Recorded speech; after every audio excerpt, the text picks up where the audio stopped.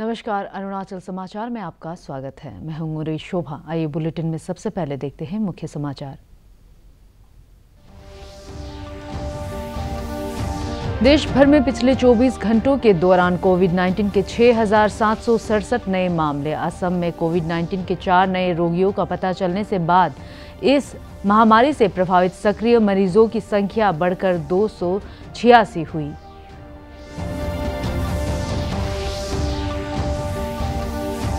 पिछले कई दिनों से हो रही बारिश से राज्य भर में जनजीवन प्रभावित। ईस्ट सियांग जिले के पासीघाट में सियांग नदी का जल स्तर बढ़कर 150 मीटर हुआ। जिला उपायुक्त ने सभी विभागों को अलर्ट रहने का दिया निर्देश।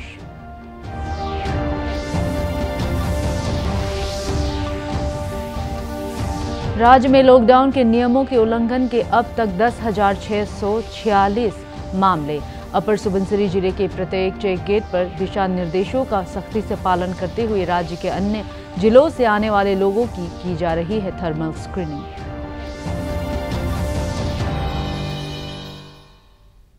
देश में पिछले 24 घंटों के दौरान कोविड-19 के 6,767 नए मामलों का पता चला है। इसके साथ ही कोविड-19 के मरीजों की कुल संख्या बढ़कर 1,31,868 हो गई है। केंद्रीय स्वास्थ्य मंत्रालय द्वारा जारी आंकड़ों के अनुसार 54,440 मरीज ठीक हो चुके हैं, जबकि 3,867 लोगों की मृत्यु हो गई। इस समय देश भर में कोविड-19 से संक्रमित लोगों की संख्या 73,560 है। असम में आज कोविड-19 के 4 नए रोगियों का पता चला, जिसके साथ इस महामारी से प्रभावित सक्रिय मरीजों की संख्या 286 हो गई है। अब तक 57 लोग उपचार के बाद स्वस्थ हो चुके हैं। असम के स्वास्थ्य मंत्री हेमंत बिस्वा शर्मा ने बताया कि राज्य में कोविड-19 से 4 लोगों की मृत्यु हुई है। उन्होंने बताया कि अब तक 55,000 नमूनों की जांच की जा चुकी है। भारतीय चिकित्सा अनुसंधान संस्थान ICMR वैज्ञानिक डॉक्टर रमन गंगा खेड़कर ने कहा है कि चिकित्सकों की सलाह से कोरोना ड्यूटी में लगे पुलिस और अर्धसैनिक बलों के जीवन हाइड्रोक्सीक्लोरोक्विन द्वारा दवा का इस्तेमाल कर सकते हैं। ये सीमित रहेगा हेल्थ केयर वर्कर्स में देने के लिए।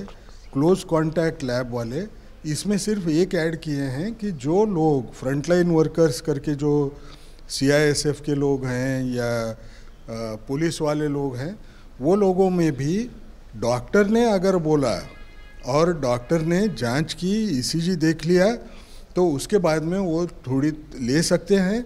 हम में टेस्ट करने की क्षमता बहुत है। अब वो संख्या को लेके लोग बोलते हैं क्या ये और लोगों को टेस्ट करेंगे। हम जो लोग आ रहे हैं हर एक को टेस्ट कर रहे हैं, किसी को ना तो नहीं बोल रहे हैं। सवाल यह है कि जिस किसी को इस किस्म का शक होगा, कोई लक्षण होगा, तो खुद आगे आए और दवाखाने में जाके खुद की जांच करने की कोशिश करें। एक कंपनी है भारत बायोटेक करके, उस कंपनी के साथ हम हमारी मेक इन इंडिया वैक्सीन, अपने देश में का विषाणु, और वो उस कंपनी के साथ में हम वैक्सीन डेवलप करने की कोशिश कर रहे हैं। 2 कोशिशें तो सिर्फ हमारे ICMR की हैं, और भी कई ग्रुप्स हैं जो DBT, DST इसमें काम कर रहे हैं, वो भी कोशिश कर रहे हैं। इनमें से कोई भी सक्सेसफुल हुआ तो राज्य सचिवालय में कोविड-19 के दिशा निर्देशों का पालन करते हुए सामान्य कामकाज चल रहा है। राज्य की सामान्य प्रशासन विभाग की सचिव साधना देवरी ने बताया कि कोरोना महामारी को देखते हुए महिलाओं को चाइल्ड केयर लीव और मैटरनिटी लीव के आधार पर अवकाश दिया जा रहा है। उन्होंने कहा कि सरकार का प्रयास न्यूनतम कर्मचारियों से सभी कार्यालयों में कामकाज को सुचारू रूप से जारी रखना है। And you inform the government. We in the secretariat are having the attendance of the employees in a staggered manner. That is part of the SOP.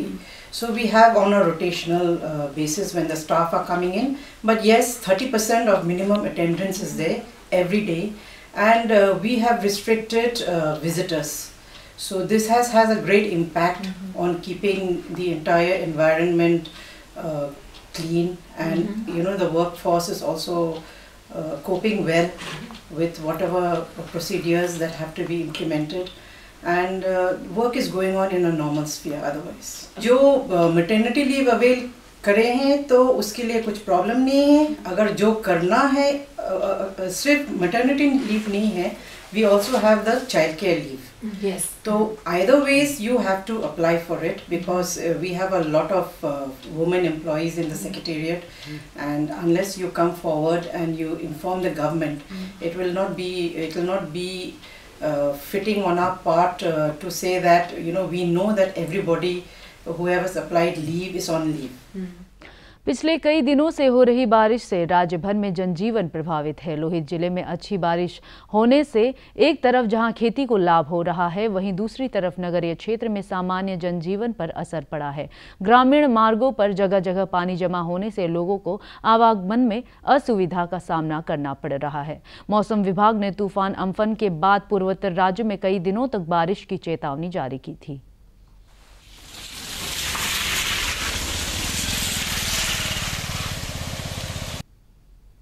राज्य में पिछले कई दिनों से हो रही बारिश से ईस्ट सियांग जिले के पासीघाट में सियांग नदी का जलस्तर बढ़ रहा है। आधिकारिक सूत्रों के अनुसार सियांग नदी का जलस्तर 150.44 मीटर है, जो कि खतरे के निशान से नीचे है। जिला उपायुक्त डॉक्टर किन्नी सिंह ने लगातार बारिश को देखते हुए सभी अधिकारियों से किसी भी आपात स्थिति से निपटने के लिए अलर्ट रहने का निर्देश दिया है। जिला उपायुक्त ने स्वास्थ्य विभाग से पर्याप्त मात्रा में आवश्यक दवाओं का स्टॉक रखने को कहा है। उन्होंने निचले इलाकों में रहने वाले लोगों से सतर्क रहने को कहा है।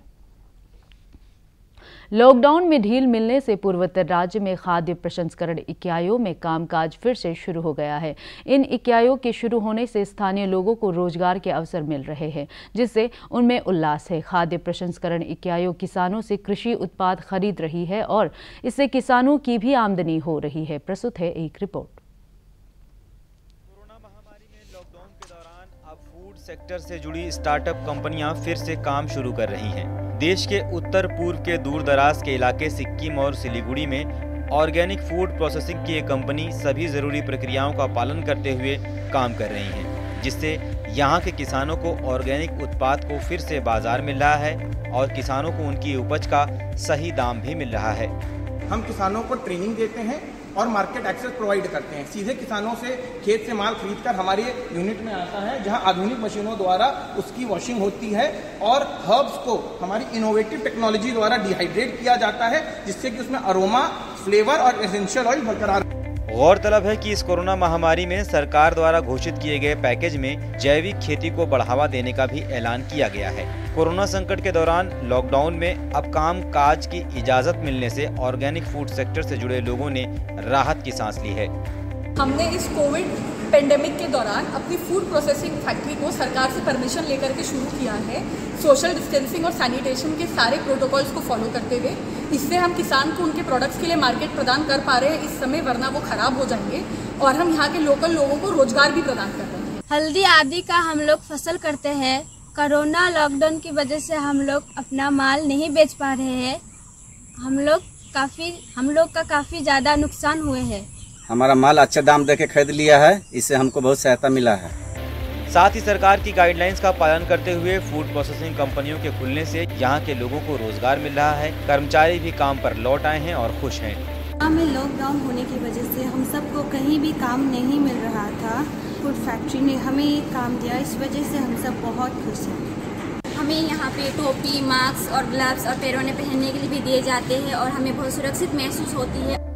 फूड सेक्टर से जुड़ी छोटी बड़ी इकाइयों में काम करने वाले ये लोग भी उम्मीद करते हैं कि ये मुश्किल दौर जल्द बीत जाएगा। साथ ही केंद्र सरकार ने इस सेक्टर के लिए जो ऐलान किया है, उससे आने वाले समय में ऑर्गेनिक फूड सेक्टर में बेहद सकारात्मक असर पड़ने की उम्मीद है। राज्य में लॉकडाउन के नियमों का उल्लंघन करने के अब तक 10,646 मामले सामने आए हैं। राज्य पुलिस के अनुसार 608 लोगों को हिरासत में लिया गया, 891 वाहनों को जब्त किया गया और 215 लोगों के खिलाफ FIR दर्ज की गई, जबकि 24,14,680 रुपए जुर्माने के रूप में वसूले गए। इधर अपर सुबनसिरी जिले के प्रत्येक चेक गेट पर राज्य के अन्य जिलों से आने वाले लोगों की थर्मल स्क्रीनिंग की जा रही है। जिला प्रशासन देश के अन्य हिस्सों से आने वाले लोगों पर भी सख्त नजर रख रहा है। प्रत्येक चेक गेट पर पुलिस और स्वास्थ्य विभाग के कर्मी लगे हुए हैं। सरकार द्वारा जारी दिशा निर्देश शो का पालन करते हुए कोविड वॉरियर्स दिन रात अपनी ड्यूटी में लगे हुए हैं। थर्मल स्क्रीनिंग हो रहा है और आपका सैनिटाइजेशन भी कर रहा हूँ मैं गाड़ी पे, जितने बाहर से गाड़ी आ रहे हैं वो हम सैनिटाइजेशन कर रहे हैं और थर्मल स्कैनिंग। बाकी जो भी हम लोग यहाँ पे पॉजिटिव तो कुछ मिलता है नहीं, टेम्परेचर अगर 40 से एबव है तो उन्हें हम क्वारंटाइन में रखते हैं। फिलहाल हमारे यहाँ पे क्वारंटाइन में भी नहीं है। एक फैमिली था फ्रॉम इंडियन आर्मी, उनका टेस्ट जो लिया था वो टेस्ट अभी निगेटिव आया है और उनका भी हम लोग होम क्वारंटाइन में रखा हुआ है। यहाँ में क्वारंटाइन सर हमारे 2 है, एक हमारा आईवी है जो हमें ग्रीन जोन के लिए रखा हुआ है और रेड जोन से जो आते हैं वो हमें कस्तूरबा बालिका विद्यालय में रखे हैं, वो हमें 27 बेड है और ग्रीन जोन के लिए हमारा 8 बेड है। हमारे यहाँ पे मास्क ड्राइव जो है मैंने काफ़ी खुद विजिट करके देखा है, हर गली मोहल्ले में मास्क लगाते नहीं औरत लोग बच्चे लोग, इसलिए उन लोग का निवेदन है कि आप लोग कहीं मास्क लगाइएगा और मास्क लगा के अवेयरनेस क्रिएट कीजिएगा। फिलहाल तो पब्लिक यहाँ का बहुत कोऑपरेट कर रहा है, उधमपुर पब्लिक जो मेन हम लोग उसको भी इंस्ट्रक्शन देता है मास्क वगैरह यूज़ करना है, जो गाइडलाइन दिया ऊपर से दिया जाता है ना, तो मास्क पहनना है, सोशल डिस्टेंस मेंटेन करना है, ये सब को पालन कर रहा है तो हमको भी अच्छा लग रहा है। तो कोऑपरेट जितना उन लोग दे रहा है इतना तक तो अभी तक अच्छा लग रहा है हम लोग को और करना भी चाहिए। और मेरा एक एडवाइस भी, एक इंस्ट्रक्टर है उन लोग को भी ऐसा करते रहना है, क्योंकि पहले भी हम बोला रेड जोन नहीं बनाना है हम लोग को, ये अपर सुबनसिरी को। फिलहाल तो ग्रीन जोन है, आज सही में रहना है ना, उसी को ये कर रहे हैं। राजधानी ईटानगर में राज्य सचिवालय के पास राष्ट्रीय राजमार्ग के डिवाइडर्स पर खाली जगहों में पौधारोपण किया जा रहा है। आसपास की कॉलोनियों के युवाओं ने राजधानी क्षेत्र को हरा भरा रखने की मुहिम के तहत यह पौधारोपण कार्यक्रम शुरू किया है। उन्होंने लोगों से स्वच्छ और स्वस्थ वातावरण के लिए आसपास के खाली इलाकों में पेड़ पौधे लगाने की अपील की है।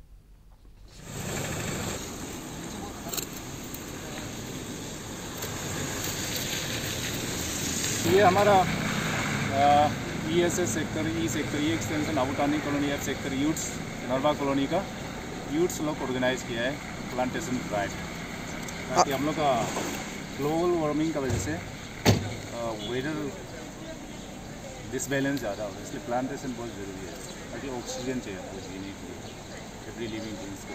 इस कारण से हम लोग केमिकल रिएक्शन ज़्यादा हो रहा है। केरल और जम्मू कश्मीर में आज ईद उल फितर का त्यौहार मनाया जा रहा है, जबकि देश के अन्य हिस्सों में ईद कल मनाया जाएगा।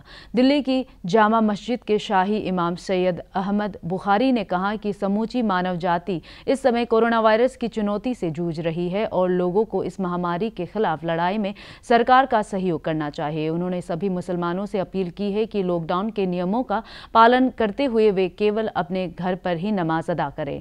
इधर मणिपुर की राजधानी इम्फाल में बड़ी संख्या में लोग ईद की खरीदारी करते हुए देखे गए। दुकानों पर भीड़ को देखते हुए सोशल डिस्टेंसिंग का पालन करना एक चुनौतीपूर्ण कार्य था। राज्यपाल डॉक्टर BD मिश्रा और मुख्यमंत्री पेमा खांडू ने प्रदेशवासियों को ईद की बधाई दी है। We're trying our best to maintain social distancing, but not everybody is listening. Some are listening, but not everyone. So I have to literally tell them, please come with a mask, stand, a little far away from each other. But they do listen to me, but I have to tell them. They don't do it by themselves. So if they could little bit educate themselves, then maybe we can live. I am jobless now. I'm helping my parents because I can't do anything because in lockdown. And not just me, I have so many friends and family members who are stuck, who can't do anything. So yes, it is affecting a lot to us. हमारे इस मस्जिद का जो हफ्ता इम्फाल का, इसका तो ईद नहीं मनाएंगे। पहले से भी हम लॉकडाउन जब आए तब से पहले ही हमारे जो मस्जिद की जो कमेटी है, इन लोगों ने अच्छे बात करके मतलब मीटिंग करके इन लोगों ने बंद कर दिया मस्जिद को। अरुणाचल समाचार के आज के अंक में इतना ही। हम कल फिर हाजिर होंगे अरुणाचल और देश दुनिया की खबरों के साथ। आप देखते रहिए अरुण प्रभा। नमस्कार।